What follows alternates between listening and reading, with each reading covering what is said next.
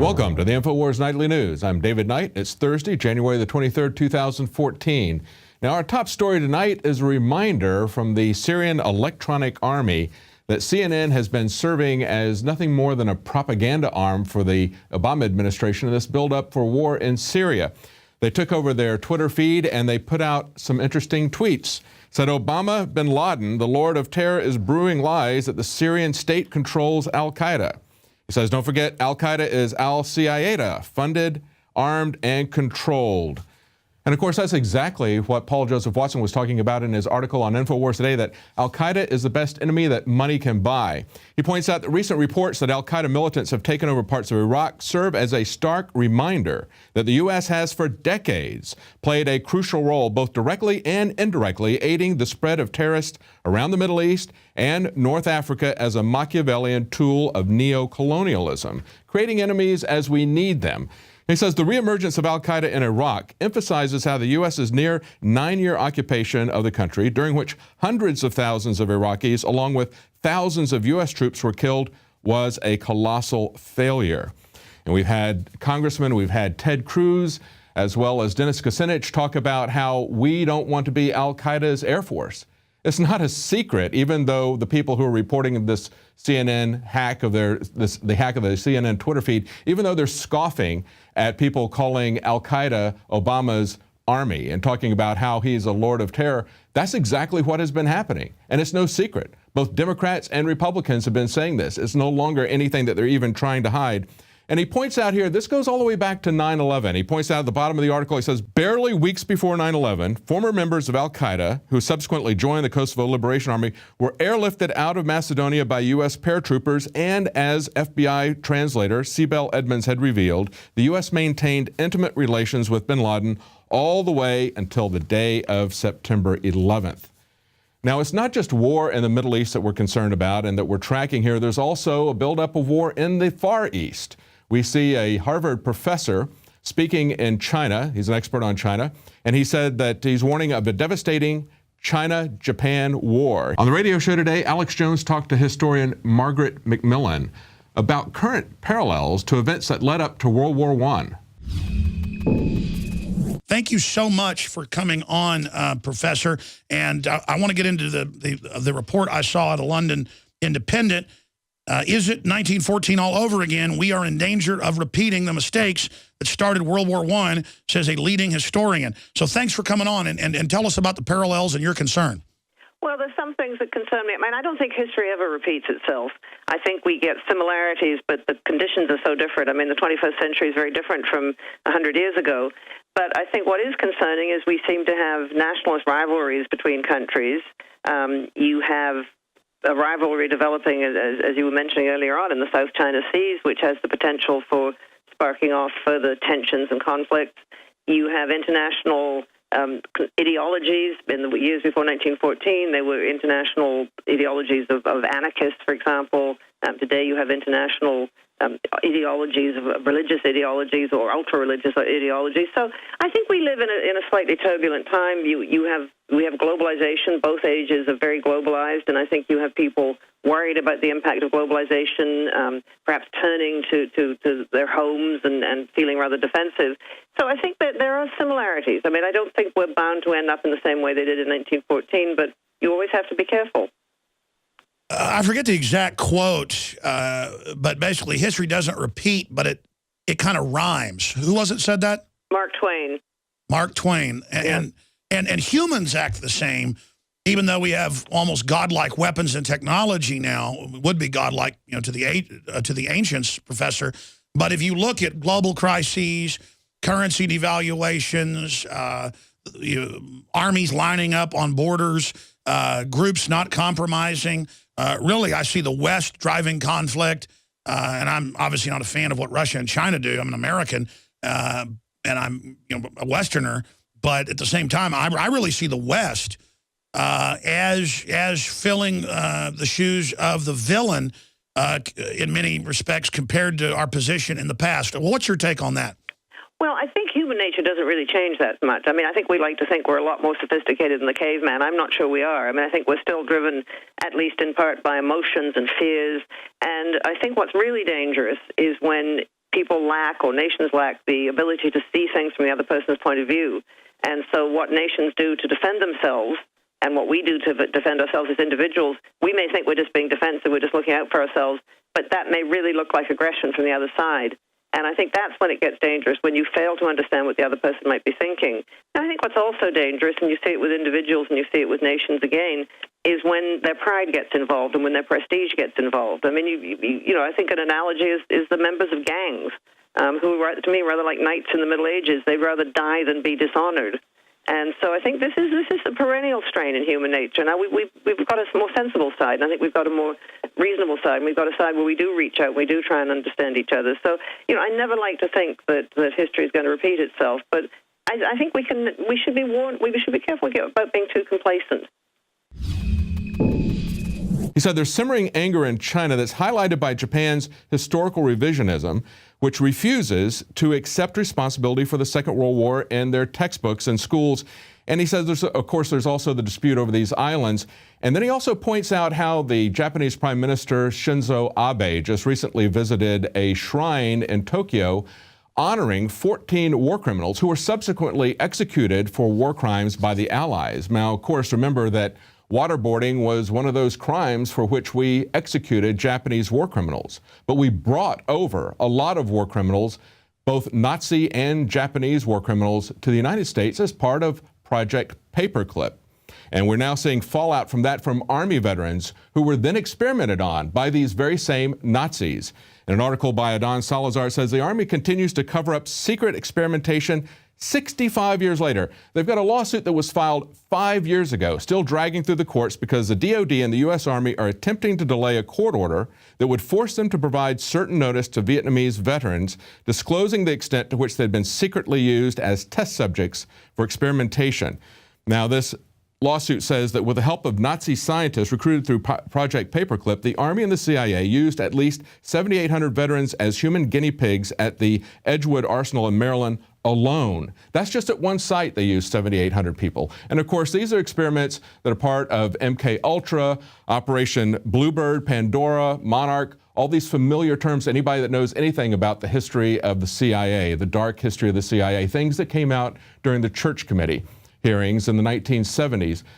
And the lawsuit goes on to say that the U.S. government sought drugs to control human behavior, cause confusion, promote weakness or temporary loss of hearing and vision, and many other effects. Now, when we look at what the Japanese government did and what they're being criticized for by the Chinese, that they would build a monument to honor war criminals, what did the U.S. do? We built a bureaucracy so that they could continue with their criminal behavior, continue with their experimentation on other humans. But this time they were experimenting on American soldiers, college volunteers, and of course, prisoners that we have here in the United States. And we have more than any other country. But the experimentation continues. Now it's taking the form of another criminal bureaucracy, Homeland Security. And we see that Major League Baseball is playing ball with them, just like the NFL. Major League Baseball is preparing new DHS screening measures at all ballparks, writes Mikhail Thalen. He says that they just tested some of these last year, and the baseball representative is very excited. He says, we conducted testing of these measures at the All-Star game and at both World Series venues last year, and we were pleased that it was effective and received without issue from the fans. That's right, they just passively went along with the new control techniques like good servants who've been confused and had their behavior modified. This is nothing but operant conditioning behavior, straight from Skinner. They start at the airports and then they go to the ball games because they know that when you're ready to travel, they can give you a nice reward if you behave the way they want you to. It's nice, positive, operant conditioning. And they do the same thing now at all major league sports. They're bringing that in. They're gradually rolling out. But it's not going to be just all nice, positive conditioning. There's going to be some consequences when they start rolling this out all over. They're going to take the gloves off at that point.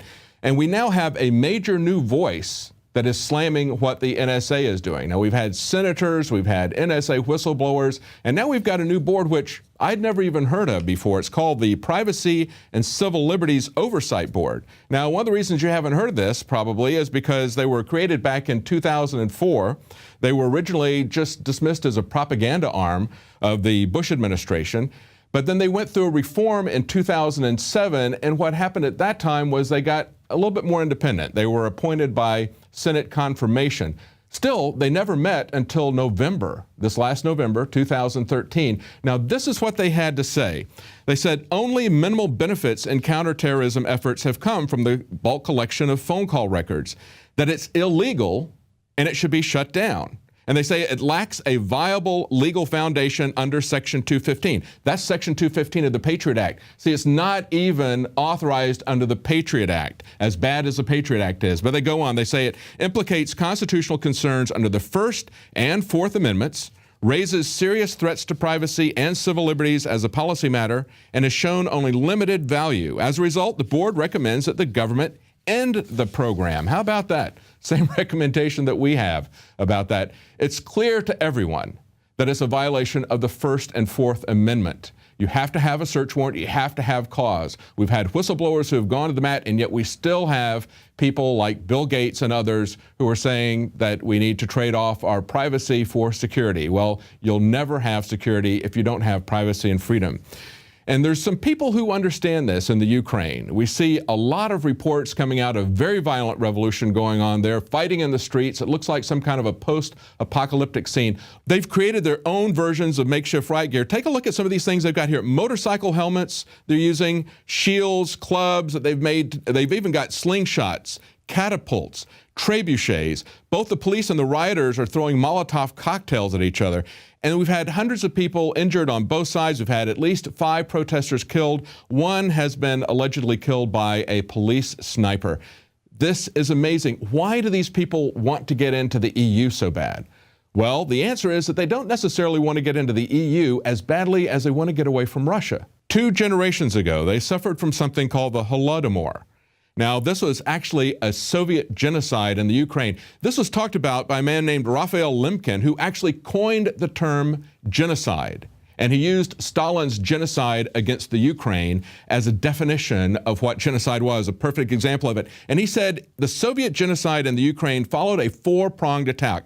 Now, here's the 4 prongs that they did, and look and see if this sounds familiar to what's going on in America today. Number 1, they took out the intellectual leadership. Number 2, they co-opted the churches. They said, you either become loyal to the Russian government or we're going to shut you down. The third thing they did was they destroyed the food supply, and that was the main way that they killed most of the people, was with a horrific famine in the Ukraine.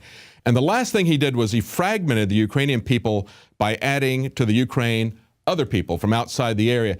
This is exactly what we see happening here. And if we don't want to see these kind of post-apocalyptic pictures happening here, we need to do everything we can to keep these kinds of scenes from happening in the U.S. Now, if it happens here, it's going to be something called democide, where the government kills the people. It's not going to be directed at any particular ethnic group or nationality. It'll be against everyone. So we all need to join to make sure this doesn't happen. Now, right after the break, Leanne McAdoo has a special report about Disney's RFID and how they're going to use that to train your children to live in a police state. And Glenn Trolls, one of our new crew members here, who, if you might remember, went to California with Jakari Jackson and others. He lived in California for several years. He's going to tell us what his exposure there showed in his blood. Stay tuned. We'll be right back.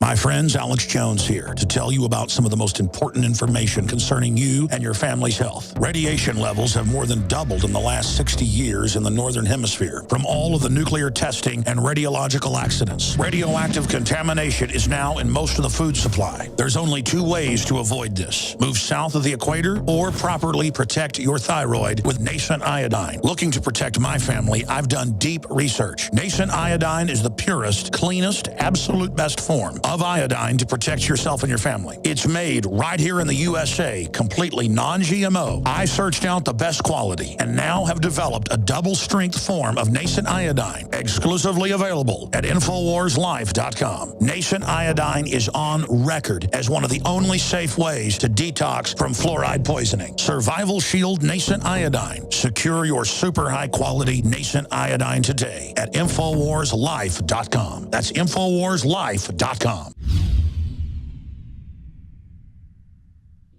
Introducing Pro One. All of your filtration in one system, portable, on the go. No more do you have 2 or 3 filters to just reduce sodium fluoride. You have a system that cuts out the sodium fluoride and up to 95% of hydrofluorosilicic acid. Advanced manufacturing technology combines silver-impregnated white ceramic with new Aquamedics advanced media for removal of fluoride and other heavy metals, all in one filter element. It is the only one that does it, and out of the gates, we have it discounted at 10% off with promo code WATER. This is the only system that in one unit helps reduce or remove pesticides, herbicides, chloramines, ammonia, and chlorine, hydrofluorosilicic acid, the most common form of fluoride not covered by other fluoride filter brands, and sodium hexafluorosilicate. Get your Pro Pure with the new Pro One filter today at InfoWarsStore.com or by calling 888-253-3139.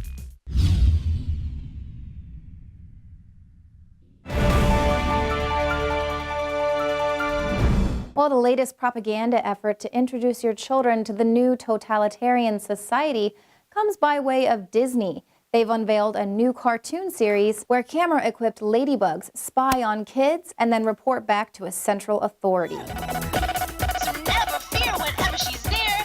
Shutterbug time, shutterbug time. This is predictive programming to get your children to accept the coming drone surveillance police state. We warned you about this way back in 2007. DARPA researchers were figuring out how to inject computer chips into moth pupa and then hatching them into healthy cyborg moths. The hybrid insect microelectromechanical systems project aims to create literal shutterbugs, camera-toting insects whose nerves have grown into their internal silicone chip so that wranglers can control their activities. Unfortunately, the coming drones won't be friendly little ladybugs. They'll be swarms of killer suicide drones intent on killing anyone who doesn't surrender power to the state. Unobtrusive, pervasive, lethal, micro-air vehicles, enhancing the capabilities of the future warfighter. The U.S. Air Force is developing tiny unmanned drones that will fly in swarms, crawl like spiders, and even sneak up on unsuspecting targets and execute them with lethal precision. Disney's Shutterbug isn't the only cartoon that's out there acclimating your children to this dystopic future. The TSA's rolled out their own indoctrination cartoon, Stop, Screen, Go. The agency that was set up to purposely obstruct, harass, and train the American public will now condition your children to be compliant with their invasive pat-downs and wholly ineffective nude body scanners. And Disney's also showing that being perpetually tracked via biometrics is just part of another day at the happiest place on Earth. The CIA-connected company has moved beyond just fingerprint scanners at the front gate. Now they have the Magic Band RFID bracelet. It tracks you through your entire trip, working as a door key, a ticket, and a credit card. But most frightening, it creates an online profile for each family member that can be accessed by the costumed characters. So if you were concerned before about your kids talking to strangers, just wait till you find out that Mickey is actually a middle-aged man with no background check who now has access to their name and birth date.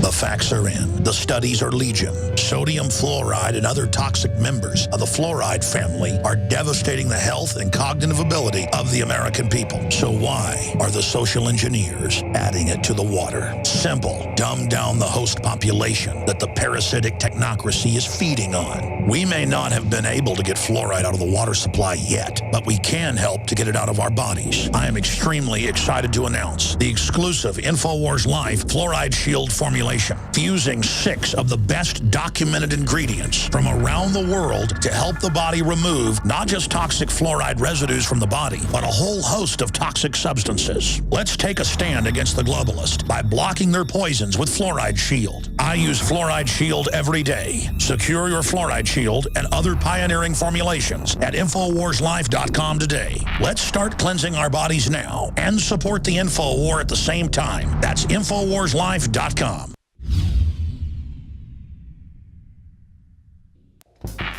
We're on the march. The empire's on the run. And the Infowars army is standing strong. Wake up your family, friends, and neighbors and break the matrix at InfoWarsStore.com. Learn the truth and spread the message of liberty with the world's most comprehensive collection of books and documentary films. Maintain a healthy metabolism and energize your body to perform at peak health with Survival Shield Nascent Iodine. Protect your family and be prepared with survival foods and emergency preparedness kits. And now you can drink safe water with your own ProPure water filtration system, which removes fluoride and other harmful chemicals from your family's water supply. Save 10% with the promo code WATER. So join the revolution. InfoWarsStore.com.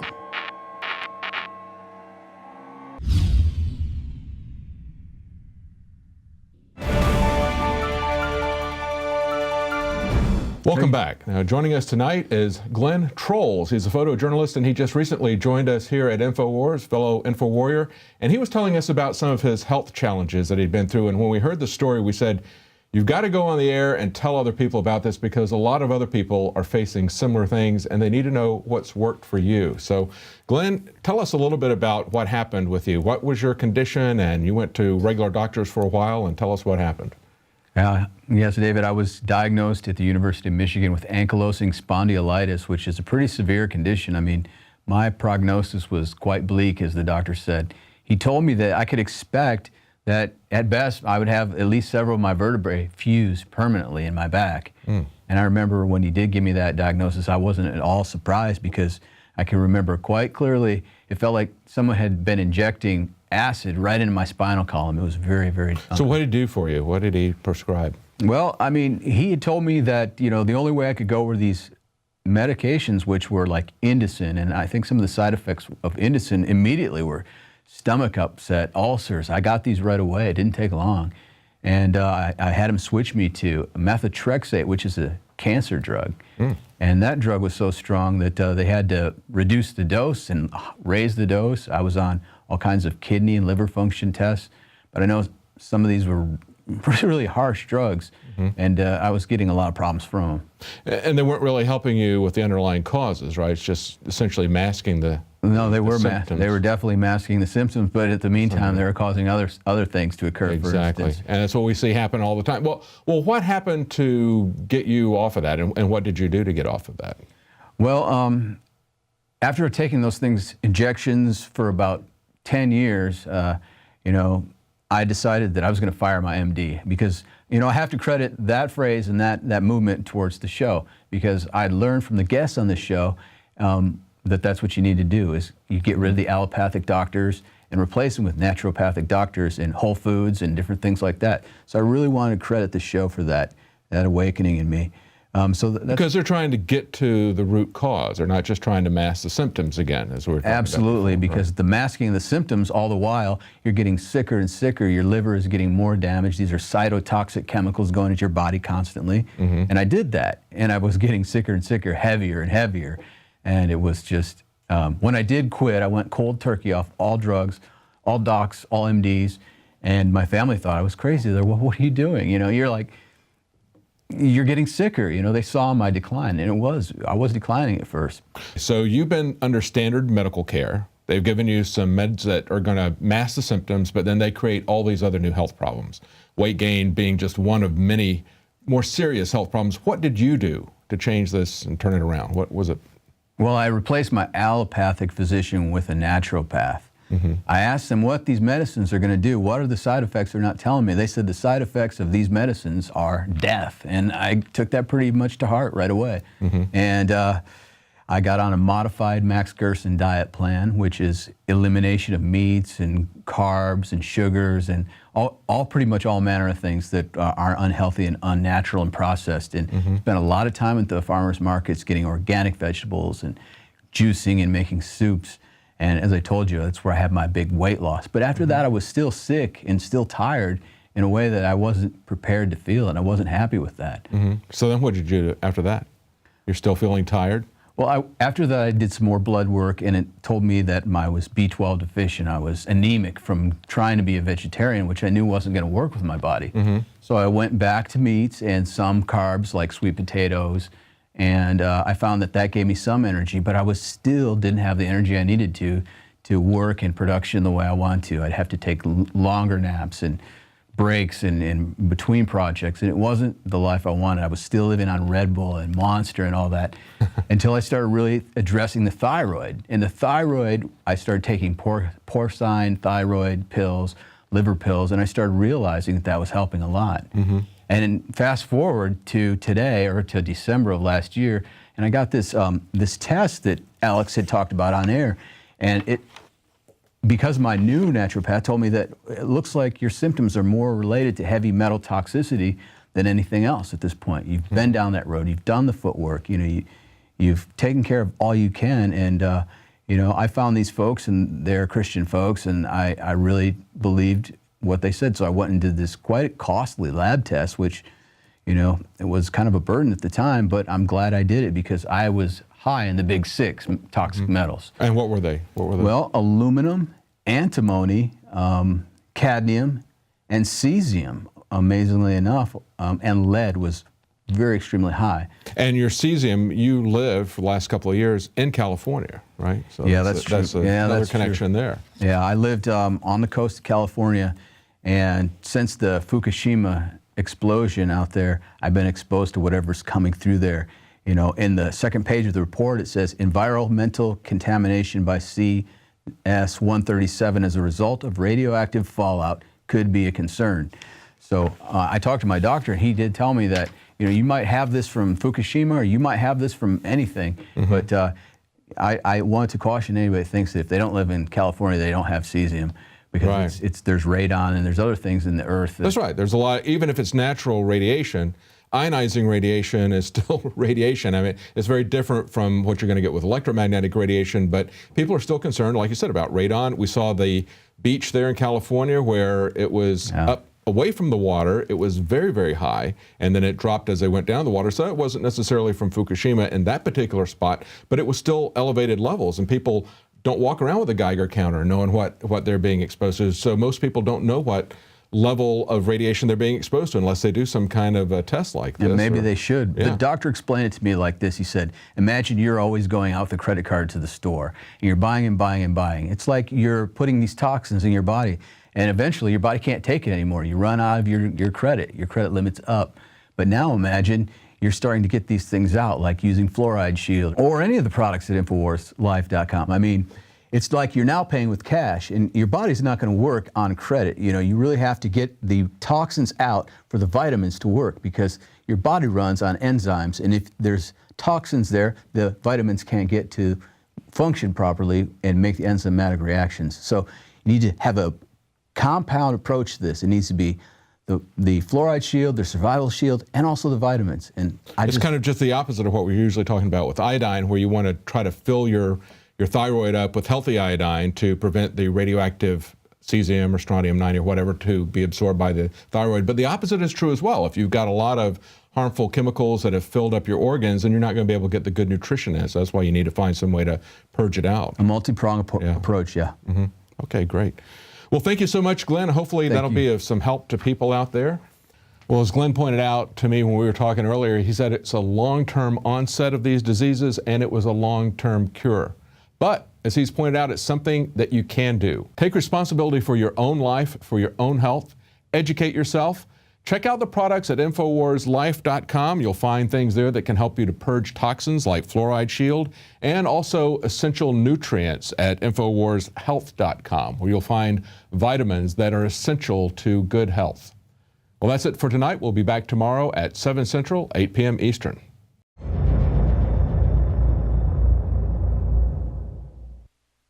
Now you can watch The Alex Jones Show live as it happens at Infowars.com/show. You'll find links to all of our content there and a free 15-day trial for Prison Planet TV. More than 60 movies and documentaries all in one place at Infowars.com/show.